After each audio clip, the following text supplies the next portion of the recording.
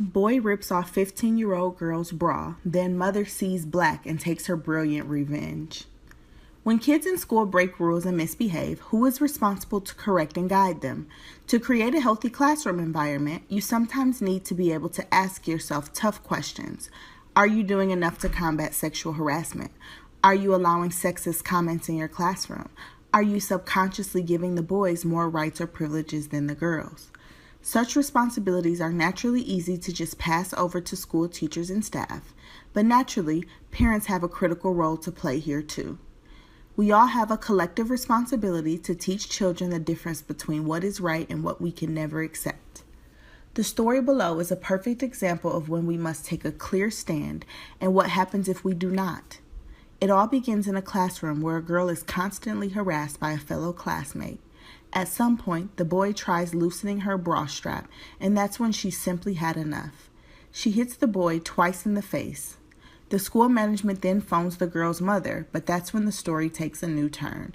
Here is the story, which Snopes deems unprovable.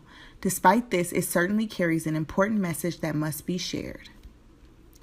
I'm an A&E nurse. We're not allowed on our phones. They're to be kept in our lockers. A call comes into hospital reception on a private line for me. Phone. This is teacher from school. There's been an incident involving daughter. We need you to come in. Me. Is she ill or injured? Can it wait until my shift is over in 2 hours? Phone. Daughter has struck another pupil. We've been trying to call you for 45 minutes. It really is very serious. I go to the school and am ushered into the head's office. I see my daughter, her head of year, a male teacher, the headmaster, a boy with blood around his nose and a red face, and his parents. Head, Mrs., my name, how kind of you to finally join us. Me, yeah, things get busy in A&E. I've spent the last hour administering over 40 stitches to a 7-year-old who was beaten by his mother with a metal ladle, and then I had to deal with police regarding the matter. Sorry for the inconvenience. After watching him try to not act embarrassed, he tells me what has happened. The boy had twanged my daughter's bra and she had punched him in the face twice. I got the impression they were more angry with my daughter than the boy. Me. Oh, and you want to know if I'm going to press charges against him for sexually assaulting my daughter and against the school for allowing him to do it? They all get jittery when I mention sexual assault and start speaking at once. Teacher, I don't think it was that serious. Head of year, let's not overreact. Head, I think you're missing the point. The boy's mother then starts crying. I turn to my daughter to find out what happened. Daughter, he kept pinging my bra. I asked him to stop, but he didn't. So I told Mr. Teacher.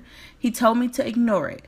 Boy did it again and undid my bra, so I hit him. Then he stopped. I turned to the teacher. Me, you let him do this? Why didn't you stop him? Come over here and let me touch the front of your trousers. Teacher, what? No. Me, does that seem appropriate to you? Why don't you go and pull on Mrs. Head of Year's bra right now? See how fun it is for her. Or on that boy's mom's bra. Or mine. You think just because they're kids it's fun? Head, Mrs. my name. With all due respect, daughter, still beat another child. Me, no. She defended herself against a sexual attack from another pupil. Look at them. He's nearly 6 feet and 11 or 12 stone. She's 5 feet and 6 stone. He's a foot taller than her and twice as heavy. How many times should she have let him touch her? If the person who was supposed to help and protect her in a classroom couldn't be bothered, what should have been done? He pulled her bra so hard it came undone. The boy's mom is still crying, and his dad looks both angry and embarrassed. The teacher won't make eye contact with me. I look at the headmaster. Me. I'm taking her home. I think the boy has learned his lesson, and I hope nothing like this ever happens again, not only to my daughter, but to any other girl at this school.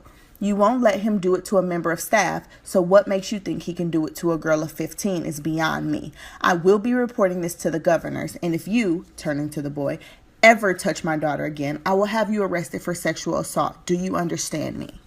I was so angry I gathered my daughter's things and left.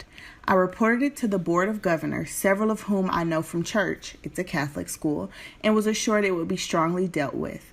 I also reported it to OFSTED, Government-Run School Monitoring, and they were equally as horrified and assured me that they would contact the school. My daughter was put into a different class for that subject, away from the teacher and the boy. Talk about a fantastic mother who really stood up for her child. I personally think that she did the right thing in this situation and that her actions deserve to be shared.